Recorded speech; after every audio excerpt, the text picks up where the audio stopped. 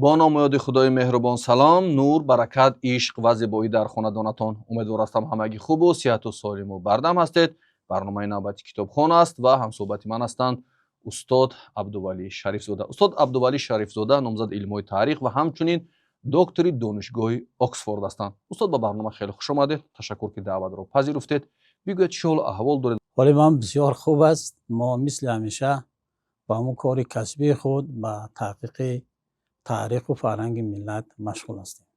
استاد، شما را به خاطر یک موضوع به این برنامه دعوت کردیم و برنامه کتابخوان، چون با موضوعهای اخلاق، فرهنگ، تاریخ، تمدن و خواندن کتاب زیادتر روی این مسائل تاکید میکند و محور صحبت‌های ما هم همین موضوع هستند.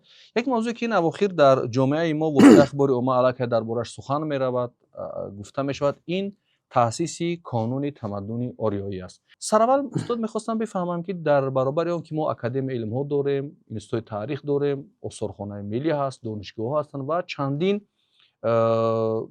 همون اینستیتوت های هستند که به تاریخ، به تبلیغ و ترغیب فرهنگ و تاریخ مشغولند، از جمله تلویزیون ها و وسایل اخبار عامه. چه ضرورت است که در این شب و روز ضرورت شد که ما چنین یک کانون تأسیس بدیم و این پیشنهاد ارائه بگردد؟ کس نگفت چون رودکی والا و به، هیچ گنج نیست از فرهنگی به. هستی ملت بود فرهنگی و تا توانی روی بر این گنج نه. این ابیات افاده کننده بسیار واضح و روشن تأسیس کانون تمدن آریایی در تاجیکستان می باشد. چرا ضرورت تأسیس کانون تمدن آریایی به میان آمد؟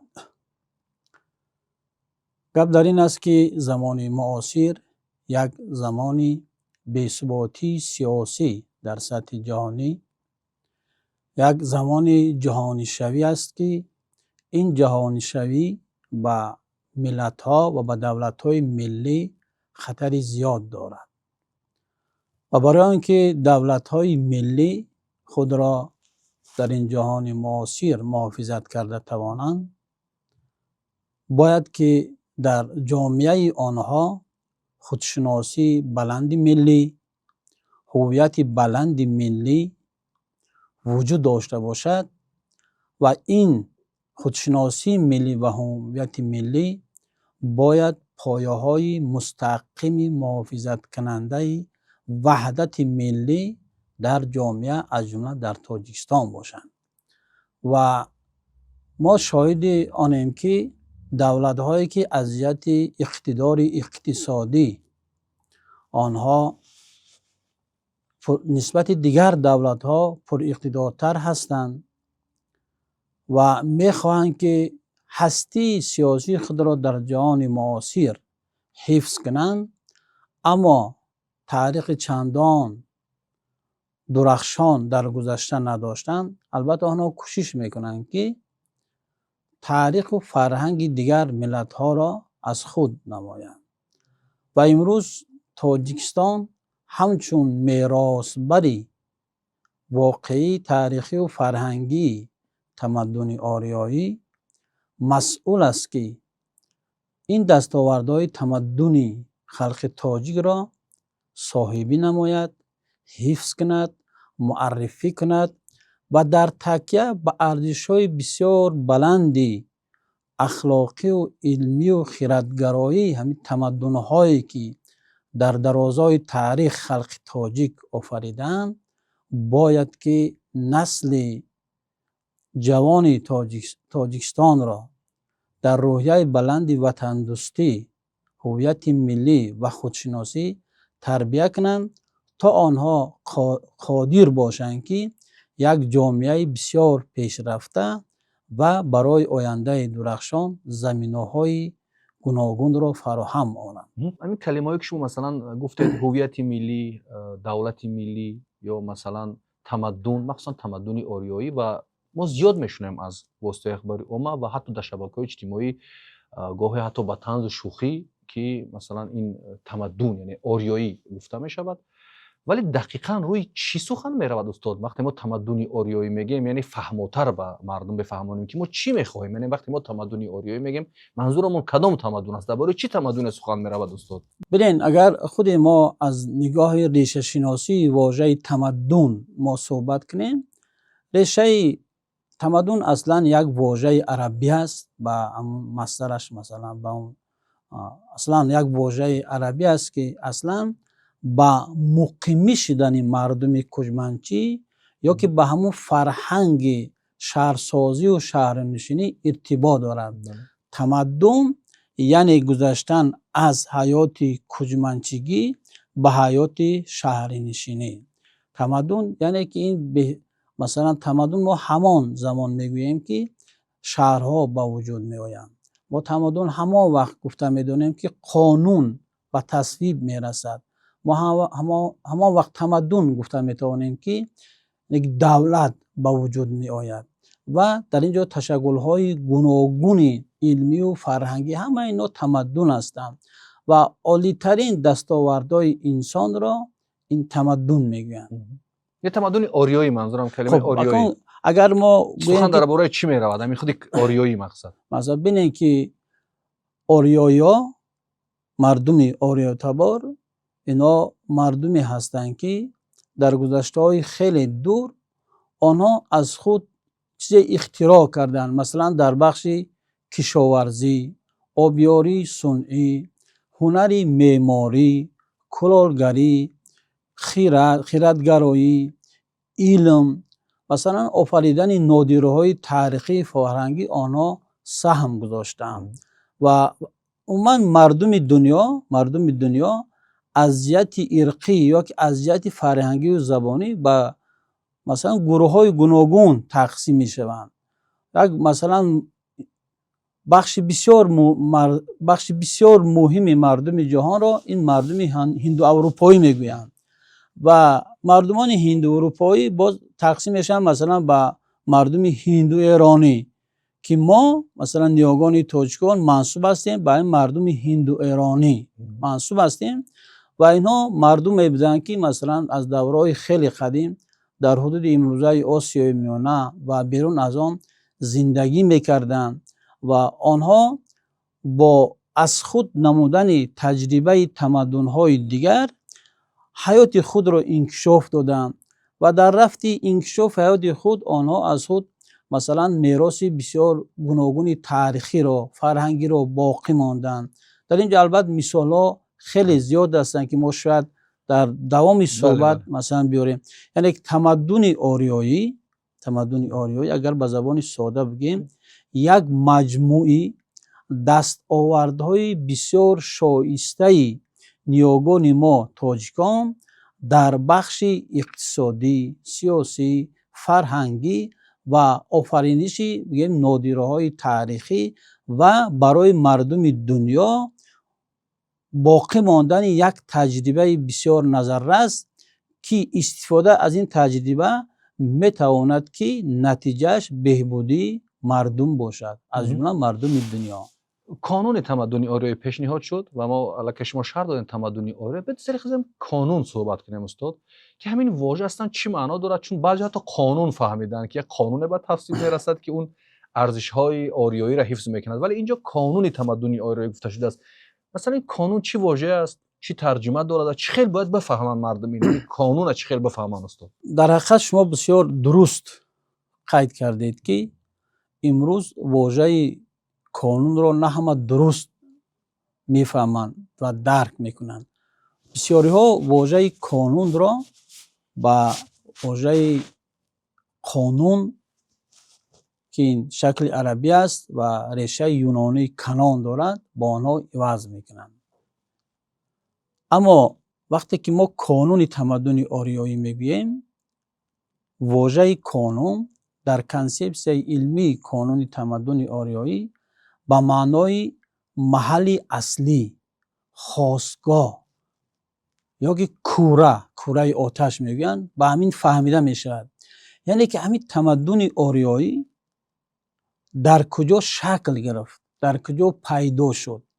همین جای ابتدایی تشکل یابی تمدن آریایی رو کانون میگوییم ما. مثلا کانون از مرکز فرق دارد و مهمترین فرق کانون از مرکز همین است که مرکز میتواند عوض شود. مثلا یک زمان مرکز علم و ادب بغداد بود، در زمان سامانیان همین مرکز علم و ادب به شهر بخارا کوچید، یعنی که مرکز شد عوض شد. اما کانون مثل آنه که زادگاه انسان عوض کردن نمی شود، انسان هر جایی که باشد زادگاهش همون زادگاه میموند. یعنی کانون معنای خاصگاه، جایی که همین گوییم که فرهنگی پیشرفته، تمدن، تشکل یا به همین معنی فهمیده می شود. یعنی محل اصلی و خاصگاه، از جایی که این فرهنگ، این دستاورد پیدا شد، شکل گرفت. ترجمه هم نمیشد به زبان‌های دیگر این نه، کانون؟ امروز مثلا اون بررسی‌های علمی ما را به همین وادار کرد که حتی واژه کانون در حجت‌ها، در ادبیات علمی ترجمه نمی شود. مثلا ما میگیم که کانون تمدن آریایی، به روسی هم می شود که کانون ریسکوی سیویلیزاسی. به زبان انگلیسی هم کانون میمونند، یعنی ترجمه نمی شود. استاد برای شما گفتید که درباره تمدن آریایی گفتید و اون نسبت میتید به مردم هندو ایرانی که ما هم تاجیکا شامل این تمدن و این فرهنگ هستیم. یک بحث دیگر با وجود میاد. شما کانون گفتید یک خواستگاه و جایگاه هست که او حتی عوض نمیشود و تاجیکستان امروز شد یگانه دولت است در دنیا که همین دعوا رو دارد، یعنی همیشه روی تمدن آریایی تاکید میکند و اینا بیشتر تبلیغ میکند. آیا همین خواستگاه، همین کانون، همین جایگاهش فقط فهمیده میشد خواستگاه این تمدن به همین تاجیکستان، یعنی همین قدر مورد آموزش قرار میداد این قانون، یا خواستگاه این کجاها را در بر میگیرد؟ دقیقاً جغرافیاش کجا است این تمدن؟ وقتی که ما میگیم قانون تمدنی آریایی یا خواستگاه تمدنی آریایی یا جایگاه تمدنی آریایی، او چی را در نظر داریم؟ کدام منطقه را در نظر داریم استاد؟ وقتی که ما میگوییم که کانون تمدنی آریایی، در حقیقت ما خواستگاه تاریخی و جغرافی همین کانون را، همین تمدن را در نظر داریم. و البته درباره تمدن آریایی آثار زیادی علمی تهیه و نشر شده است، اما اکثر عالمان که آنها به طور غیر مغرضانه اثرهاش را نوشتند، بر این خلاصه اند که تمدن آریایی، یعنی خاستگاه تمدن آریایی آسیای میانه هست و اگر به اون توپونیم های تاریخی را استفاده بریم، خود باختر، خوارزم، سوغد و فرغانه که این نامبر کرده های من در حدود امروزه آسیای میانه مثلا جایگیر بودن، خاستگاه اساسی انمی تمدن آریایی می باشد. به هیچ وجه ما تمدن آریایی را به حدود امروزه تاجیکستان محدود کردن حق نداریم. برای چی؟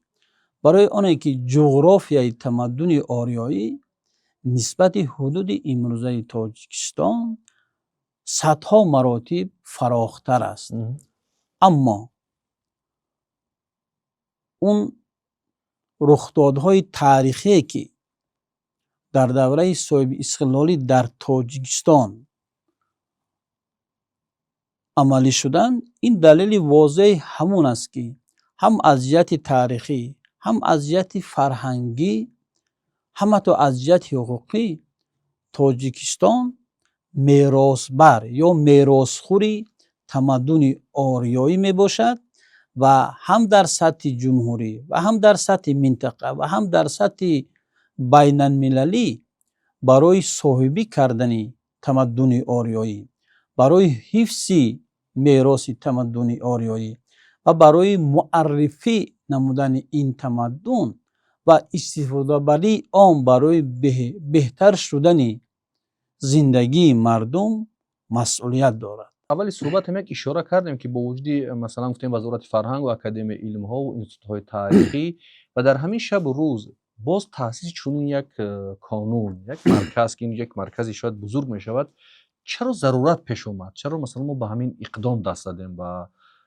این مثلا واقعا جدی است به نظر شما و ضروری است برای همین کشور، برای همین جامعه در همین شب روز؟ سوال شما بسیار بجا است. اینه که شکرانه که امروز در تاجیکستان مؤسسه‌های گوناگون علمی و فرهنگی فعالیت دارند و دستاوردهای خوبی هم دارند. مثلا ما امروز در آسیای میانه یگانه جمهوری هستیم که دو آثارخانه ملی داریم: آثارخانه ملی تاجیکستان و آثارخانه ملی باستانی و دیگر آثارخانه و دیگر مرکزها و دانشگاه‌ها داریم در این موضوع. و چرا با داشتن چنین مؤسسه‌های زیاد با ضرورت تأسیس کانون تمدن آریایی با وجود آمد؟ گپ در این است که جمعیت همیشه در رشد و نمو است. اگر ما با آن چیزی که داریم قناعت کنیم، این نتیجه دلخواه نمی‌دهد. از طرف دیگر تأسیس یابی کانون تمدن آریایی این پیش از همه ادامه سطح بلندتری دستاوردهای تاجیکستان در ساحه علم، تاریخ، فرهنگ و خودشناسی و هویت ملی می باشد. و بینید که البته اون رخدادهایی که در جهان معاصر در دیگر دولت‌ها با وجود می آیند با تشبس‌های تاجیکستان به تأثیر نمی مانند.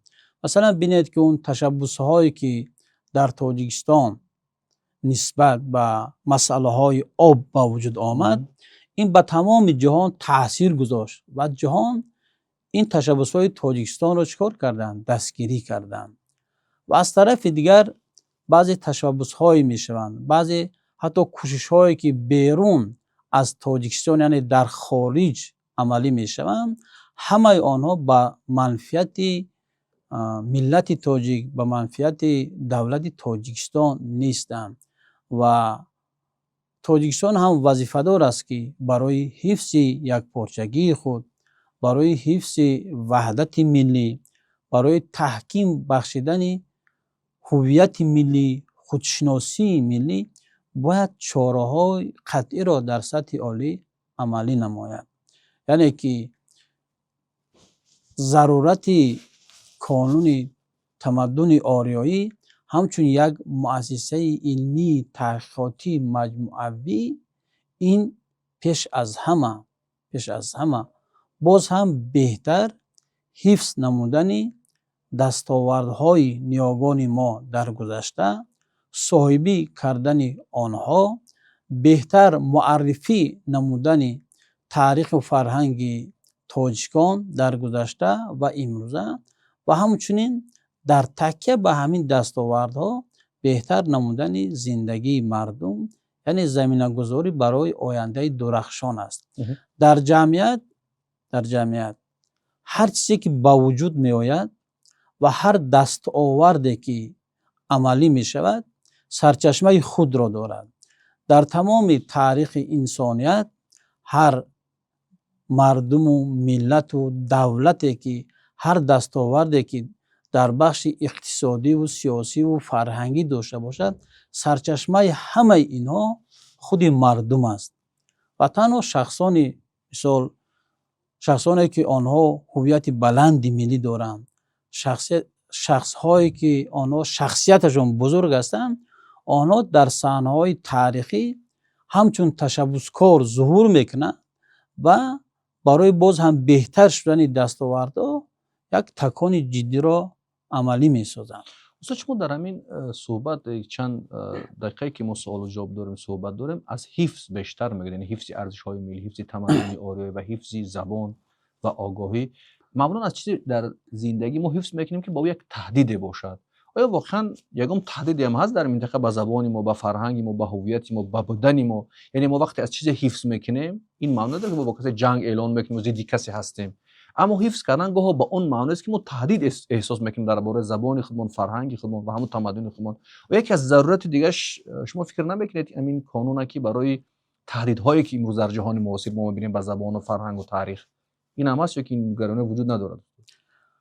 масалан барои иқтисодиёти ҷаҳонӣ, барои он давлатҳои бузург, барои он ташкилоту муассисаҳо ширкатҳое ки мақсади асосиашон танҳо ба даст овардани маблағ ё манфиати моливу моддӣ ҳаст, шояд таъриху тамаддуни мардум ё дигар миллатҳо ҳеҷ арзише надошта бошад. Зеро ҳадафи ягонаи онҳо чи аст? Ба даст овардани манфиат ё ки масалан сафед кардани мавҷудияти худро.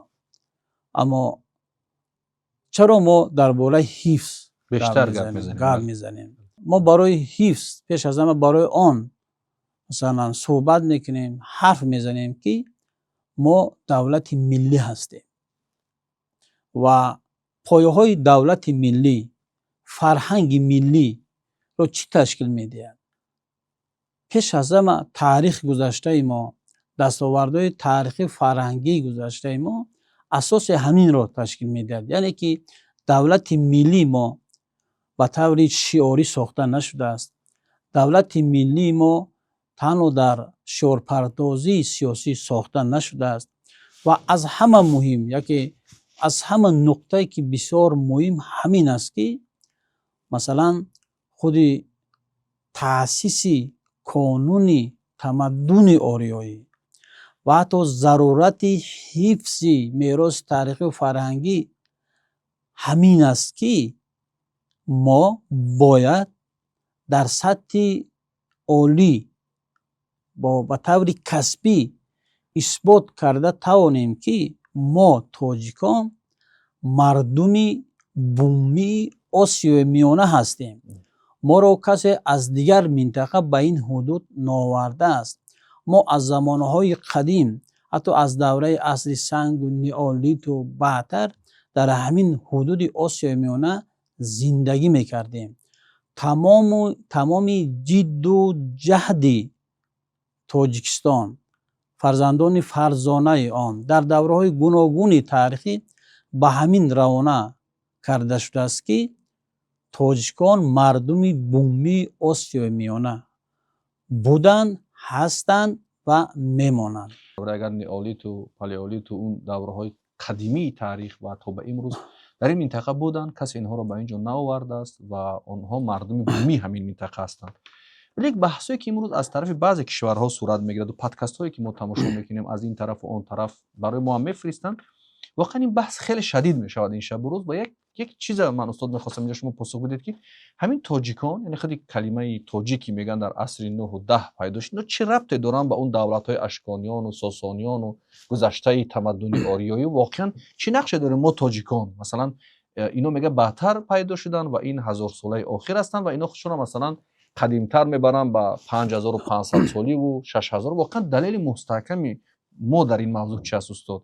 албатта дар ин ҷо далелҳо хеле зиёд ҳастанд ва муҳимтарин далели мансубияти тоҷикон ба тамаддуни ориёӣ пеш аз ҳама ин сарчашмаҳои таърихӣ, сарчашмаҳои забоншиносӣ, бостоншиносӣ, нумизматӣ, катибашиносӣ гуногун мебошанд. як сарчашмаҳо ё ки асосҳои илмӣ ё ки бунмояҳои тамаддуни ориёӣ ё ки мансубияти тоҷикон ба тамаддуни ориёӣ хеле хеле зиёд ҳастанд.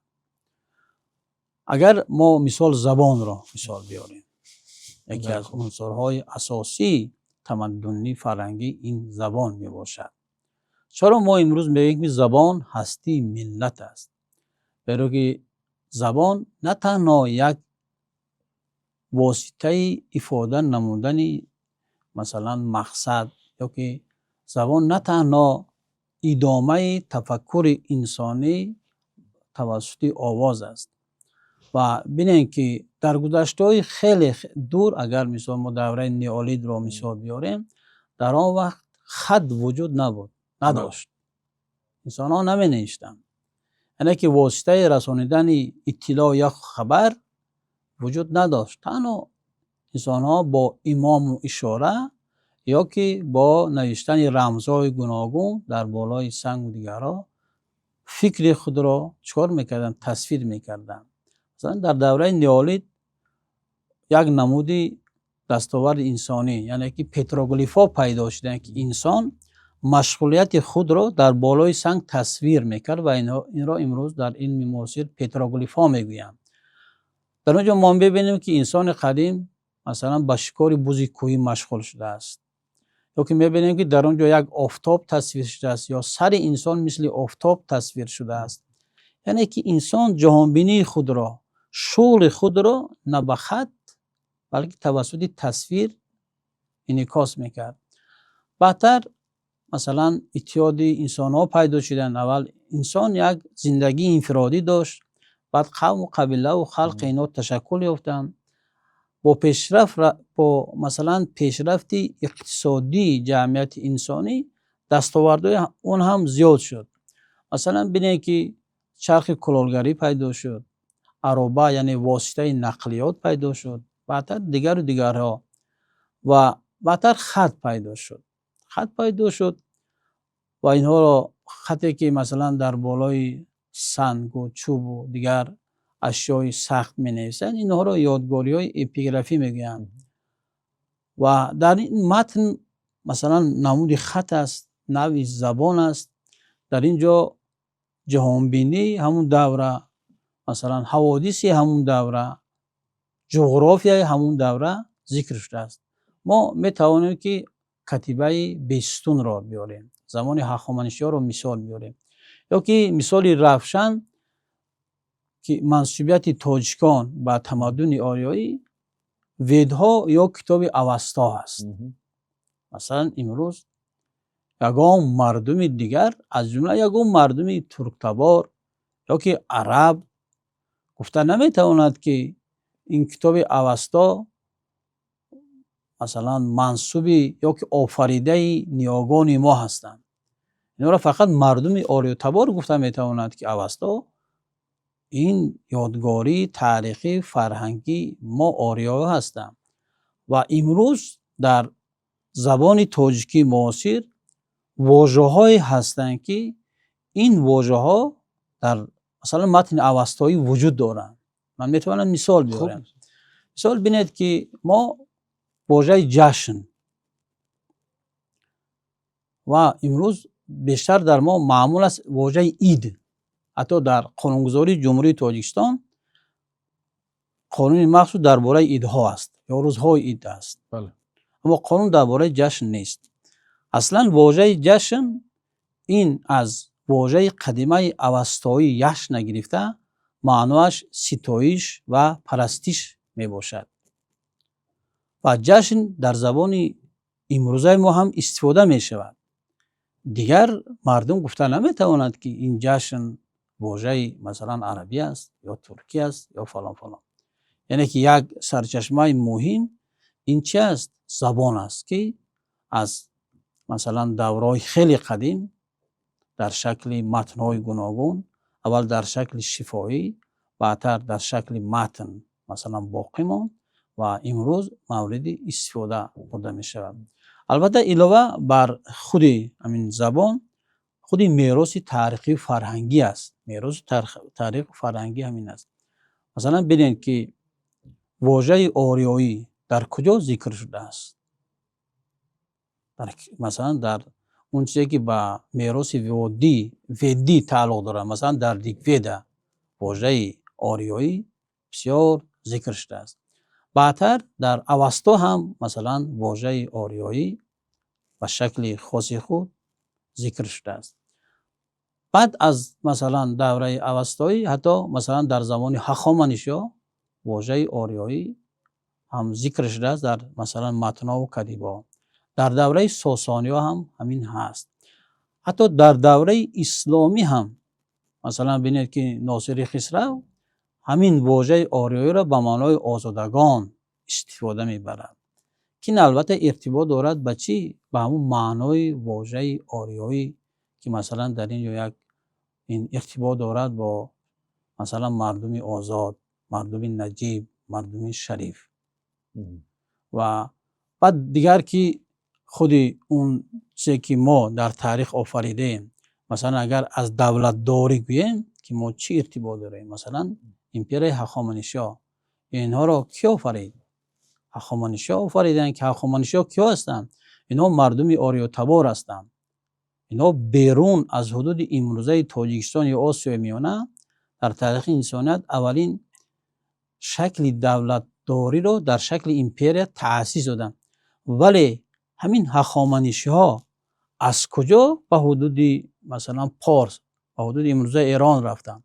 اونها اول در همین آسیا میانه زندگی میکردن. در عصرهای 10 و 9 پیش از میلاد اجداد هخامنشی ها توسط کوکاز رفتن به حدود امروزه ایران. آنها تأسیس دادن دولت هخامنشی را. کانسپت کنونی تمدن اکادمی علم تهیه کردن. چرا اکادمی محض به این کار دست داد؟ بله. چرا اکادمی ملی علمای تاجیکستان به طور رسمی برای تهیه کانسپت علمی کانون تمدن آریایی وظیفه دار شد. با فهمش من همین است که سبب مسئول شدن اکادمی ملی علمای تاجیکستان برای تهیه کانسپت علمی کانون تمدن آریایی همین است که خود موضوع تمدن آریایی بسیار یک موضوع مرکب است. وقتی ما تمدن آریایی میگوییم درباره تمدن آریایی صحبت میکنیم، این از اون قصه های تاریخی و روایت ها و اسطوره که است که ما اونها را نقل میکنیم و اونها را بیننده و شنونده بسیار با یک شکل دلنشین میشنود، از این فرق میکنند. یکی این موضوع خیلی مرکب است، پهلوهای گوناگون دارند. از سبب آنه که اکادمی ملی علمای تاجیکستان باید مرکز اساسی تحقیق اکادمی جمهوری باشد و امروز هم برای خیلی کوشش میکند، این اکادمی برای همین کار وظیفه دار کرده شد. تا اینجای صحبت همیشه که گفتید از اون دوره‌های قدیم، از دوره‌های پلیولیت و این هخامنشی ها و دوره گذشته و هر چی که هست، این فرهنگ، این تمدنی پیش از اسلامی است، یعنی تا آمدن اسلامی است. آیا این کانسپسیا جای برای تمدن اسلامی که یک دوره خیلی شکوفایی ملتی ما و منطقه است که ما ببینیم بعضی دولت‌ها تمدن اسلامی تأسیس دادن و این خیلی اینستیتوت زیاد در این موضوع تأسیس دادن و این یک دوره شکوفایی، یک دوره پیشرفت، حتی اگر از همون دوره صفاریان و طاهریان و بعد این سامانیان اگر صحبت کنیم، واقعا یک دوره خیلی روشن و پر افتخار ما هست. آیا این تمدن اسلامی هم در این کانون تمدن آریایی یگان جایگاه دارد یا ندارد؟ چون نگرانی خیلی بیننده ما، شنونده ما و حتی بعضی از دانشمندان و روشنفکران ما در این موضوع نگرانند. یک جایگاه دارد تمدن اسلامی در این تمدن آریایی، نه در کانون تمدن آریایی که پورا حذف میکند این تمدن رو، این 1400 ساله تاریخی ما رو؟ آن چیزی که در تاریخ انسانیت با وقوع آمده است، آن را هیچگاه انکار نمیکند و انکار هم کردن نمیتواند. و همین نکته را باید به نظر گرفت که خودی تمدن آریایی در یک فضای خشک خالی با وجود نآمده است. یعنی که یک زمینه‌های اقتصادی و تاریخی و فرهنگی خود را داشت. از همین جهت در کانسپت علمی کانونی تمدن آریایی 4 دوره وجود دارد. دوره تمدنی یعنی که تمدن تا آریایی، یعنی تا وقتی که قبیله های آریایی مثلا ظهور کردن، هجرت نمودن، الکی در سوغد و باختر و خوارزم و فرغانه، یعنی در حدود امروزه آسیا میانه، در آن وقت یک تمدن وجود داشت. الکی شهرها وجود داشتند. مثلا قبایل قدیمه سرزم این به تمدن آریایی دخل ندارد. پیش از تشکل یابی تمدن آریایی الکی سرزم وجود داشت. یا که بیرون از حدود تاجیکستان، مثلا در قسمت غربی جمهوری ترکمنستان، اینجا یادگاری های نمازگاه تپه، جیتون هستند که همه اینها تمدن های بود که نیاگان قدیمتر ما این تمدن ها را آفریده بودند و وقتی که آریایا مثلا در هزاره 2 یا که 3 پیش از میلاد که به اینجا آمدن، در تکیه با آنها یک تمدنی باز هم نسبتاً تشکل یافته با وجود آمد که اون را ما تمدن آریایی میگوییم و در اینجا ما دلیل های خیلی زیاد داریم. و ببینید که تمدن آریایی یعنی چی؟ تمدن آریایی یا که تا آمدن آریایی در اینجا ما اتحادی ها داشتیم. مثلا اتحادی که ما آنها را البته دولت در شکل پورش گفته نمیتونیم. مثلا در اینجا باختری قدیم بود، سعودی قدیم بود، خوارزمی قدیم بود، اینا بودن. ولی وقتی که هخامنشی ها اولین امپرای جهانی را تأسیس دادن، اونها با این کارشان تمدن آریایی را به سطح جهانی برآوردن. یکی آنها کاری را انجام دادن که نه تنها قلمرو امپرای هخامنشیان بلکه تمام دنیا را فرا می گرفت. چی مثال اگر بیاریم؟ دلیل این گفتهای ما از کجا است؟ ببینید که یکم حدود امپرای هخامنشیان، حدود امپرای هخامنشیان بیشتر از 5 میلیون کیلومتر مربع بود. 3 قطعه دنیا را فرا می گرفت. در قلمرو در امپرای هخامنشیان در عصر مثلا 5-6 پیش از میلاد زیاده از 50 میلیون انسان زندگی میکرد. و ببینید که اعلامیه کوروش کبیر تنها با مردم آریایی دخل ندارد، با تمامی مال بشریت است. بله. این یعنی که هخامنشی ها با دستاوردهای نائل شدند که این دستاوردهای آنها از طرف تمام مردم جهان مورد استفاده برده می شود یا که بر منفعت آنها است. ببینید که مثلا با گذشت بیشتر از 2500 سال در جهان معاصر هم اعلامیه کوروش کبیر همچون دستاوردی اهمیت عمومی بشری داشته مورد استفاده است و امروز همون استفاده می شود. یا که مثال کانال سوئد را کی ساخت؟ مثلا شاهنشاه هخامنشی ساخت.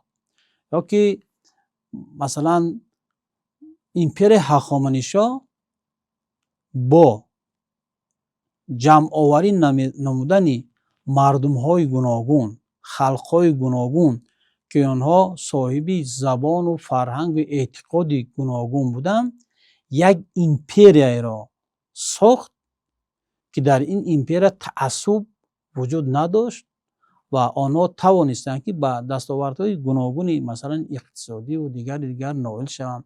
شهرها بنیاد کردند، راهها را ساختند.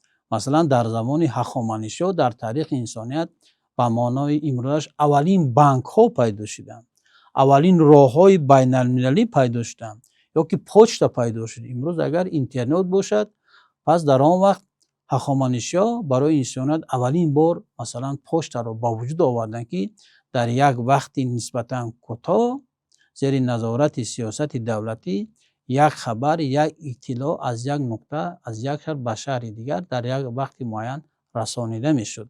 اینا شکل‌های همان وقته دستاوردهای انسانیت هستند که این دستاوردها رو نیاگان ما با وجود آوردن و بعدتر انسانیت اینا رو مورد استفاده قرار داد.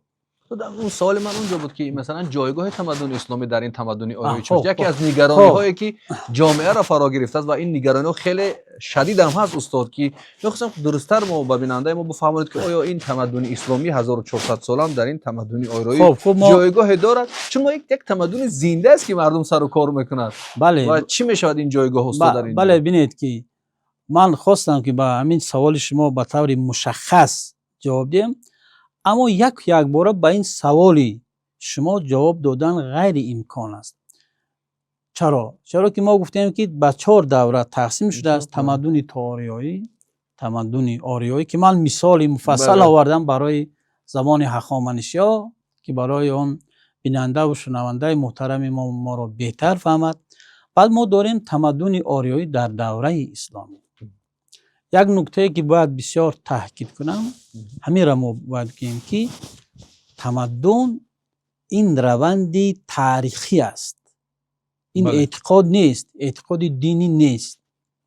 و وقتی که ما میگیم که تمدن آریایی در زمان اسلامی خلاصه مشخص علم معاصر همین است که با انتشار دین اسلام تمدن آریایی از بین نمی رود. همون ارزش های فرهنگی و اخلاقی که در تمدن آریایی وجود داشتند در تمدن اسلامی هم آنها باقی ماندند. حتی تمدن آریایی فرهنگ و تمدن اسلامی را تکمیل داد یا که برعکس. ولی آن نفرانی که چنین فهم دارند، چنین میفهمند که با آمدن یا با مثلا پنج شدن دین اسلام تمدن آریایی از بین رفت، آنها اشتباهی کامل میکنند و این فهمش خطا است. و در اینجا مثال ها خیلی زیاد است. آره بینید که مثلا دین اسلام پهن شد، ولی همون گفتاری نیک، پینداری نیک، رفتاری نیکی که مثلا در اون دوره زردشتی وجود داشت، همون هم در زمان اسلامی در فرهنگ اسلامی از بین نرفت. زیرا خود دین اسلام، فرهنگ اسلام چرا تبلیغ میکنند؟ راه راست، دروغ نگفتن، با عدل بودن و همیشه در تکاپوی زندگی بودن را تبلیغ میکنند. و حتی ما در بسیار آثار عالمان، حتی ما در آثار پیشواهای سیاسی ما میبینیم که آنها نقطه را که گویا که با آمدن اسلام تمدن آریایی از بین رفته باشد این را انکار میکنند و طور صریح انکار میکنند. برای چی تمدن آریایی در دوره اسلامی از بین نرفت؟ نه تنها در دوره اسلامی، چرا در زمان شوروی هم از بین نرفت؟ جو مثلا مسئله دینی نیست، مثلا مسئله مذهب نیست، مسئله اعتقاد نیست، مسئله فرهنگ، مسئله تمدن همچون یک روند تاریخی و فرهنگی است اگر به شکل عمومی گوییم. یعنی گوییم که وقتی که دین اسلام پهن شد و تمدن آریایی را از بین نبرد. چرا؟ زیرا که همون مردم آریا تبار، یعنی تاجیکان، ایرانیان، خراسانیان، خوارزمیان، سغدیها، بختریا، هر چیزی که ما نام بریم، این مردم که از بین نرفت، همون تفکر آریایی، همون رفتار آریایی، همون فرهنگ آریایی در نهاد اونها بودن و اینا از نسل به نسل باقی ماندن و چون مردم آریا تبار باقی ماند، تمدن و فرهنگ آن هم در زمان اسلامی باقی ماند. حتی بینید که امروز علم معاصر به طور واضح میگویند که در انتشار فرهنگ اسلامی، در انتشار و تکمیل یافتن تمدن اسلامی، نقش مردم ایرانی یا آریا تبار نسبت اعراب بیشتر است. ما هزارها مثال داریم. بینید که ما 6 کتاب بسیار صحیح داریم درباره حدیث. مصنفان اونا کی هستند؟ اونها مردم آریا تبار هستند. مثلا امام بخاری این آریا تبار بود و کسی معقول هست نیست. بعد قرآن کریم امروز یکی از مهمترین از سرچشمه‌های معتمد دین اسلام این همون مجموع حدیث ها است که اون را یک مرد آریا تبار امام بخاری جمع آوری کرد و چند مصنف دیگر هم اونا آریا تبار هستند. بینید که بزرگترین شخصیت زمان اسلامی که با قهرمانی تاریخ آن زبان تاجیکی در مقابل بعض ملت‌گرایی عربی از بین رفت، این امام اعظم باشد. برای چی؟ برای که امام اعظم جایز بودن اجرای بعضی امور دینی را به زبان فارسی تاجیکی یا تاجیکی فارسی اجازت داد. خود همین فتحای امام اعظم برای باقی ماندن زبان تاجیکی همچون یک زبانی، یک ملت علیحده، یک مردم علیحده زمینه‌های خود را گذاشت. همین فتوای امام اعظم زمینه تاریخی فرهنگی ایجاد شاهنامه در دوره‌های بعدی نمی باشد. اگر همین فتوای امام اعظم نمی بود، ایجاد شاهنامه هم شاید در این سطح اجرا نمی شد. زیرا که همین زبان، یعنی با دادن همین فتوا، مردم آریا تبار عبادت اسلامی خود را به زبان مادری خود اجرا میکردند. حتی ببینید که تا ابتدای عصر 20 بسیار مردم غیر مثلا تاجیک، غیر تاجیک فارس، اونها عبادت خود را به زبان تاجیکی میکرد. همه اونها نابسته از اون که وای ترک بود، ازبک بود، قزاق بود، قرقیز بود، همه اینا در ابتدا میگفتن، نیت کردن میگفتن. مثلا این دلیل تاریخی است. و یعنی که کانون تمدن آریایی بر فرهنگ اسلامی، بر تمدن اسلامی هیچ ضدیتی ندارد.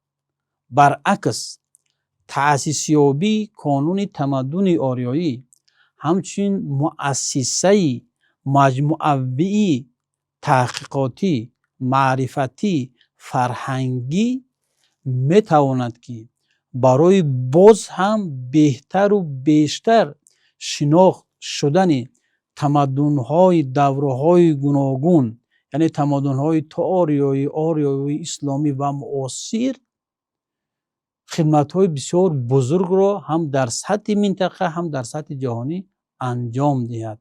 زیرا که فعالیت کانون تمدن آریایی پیش از همه فعالیت علمی است، فعالیت تحقیقاتی است و با اون عملیات‌های اعتقادی و دینی هیچ ارتباطی ندارد.